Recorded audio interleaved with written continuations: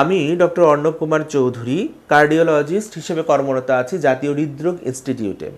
অনেকের মধ্যে একটি ভুল ধারণা রয়েছে যে স্যার আমার উচ্চ রক্তচাপ রয়েছে, আমি কিছুদিন ঔষধ খেয়েছি, আমার রক্তচাপটা আবার উচ্চ থেকে নর্মাল কন্ডিশনে চলে এসেছে, তাই আমি ওষুধটি বন্ধ করে দিয়েছি।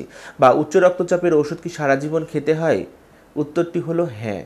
আপনি যদি উচ্চ রক্তচাপের রোগী হয়ে থাকেন তাহলে অবশ্যই আপনাকে রেগুলার ওষুধ খেতে হবে। আপনার ডোজের পরিবর্তন হতে পারে, কিন্তু আপনি ওষুধ কোনোদিনও বন্ধ করতে পারবেন না। কারণ উচ্চ রক্তচাপের ওষুধ যখন আমরা নিয়মিত গ্রহণ করি তখন এটি আমাদের রক্তচাপ উচ্চ থেকে কমিয়ে এনে নর্মাল অবস্থায় নিয়ে আসে। যখন আমরা নর্মাল অবস্থা থেকে এই ওষুধ খাওয়া আবার বন্ধ করব, তখন আবার এই উচ্চ রক্তচাপটি তার আগের কন্ডিশনে চলে যাবে। অর্থাৎ রক্তচাপ নিয়ন্ত্রণে থাকে কিন্তু ঔষধ খাওয়ার মাধ্যমেই। সুতরাং ওষুধ কখনো বন্ধ করা যাবে না।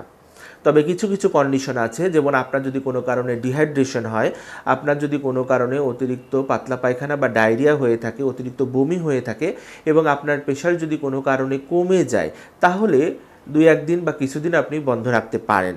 কিন্তু এটা কখনোই নর্মাল কন্ডিশনে চলে আসলে এমনিতেই চিকিৎসকের পরামর্শ ব্যতীত আপনি কিন্তু বন্ধ করতে পারবেন না। অর্থাৎ ডোজের পরিবর্তন হতে পারে, ডোজ আপনি কম বেশি করতে পারবেন, কিন্তু কখনোই চিকিৎসকের পরামর্শ ব্যতীত ঔষধ খাওয়া বন্ধ করা যাবে না।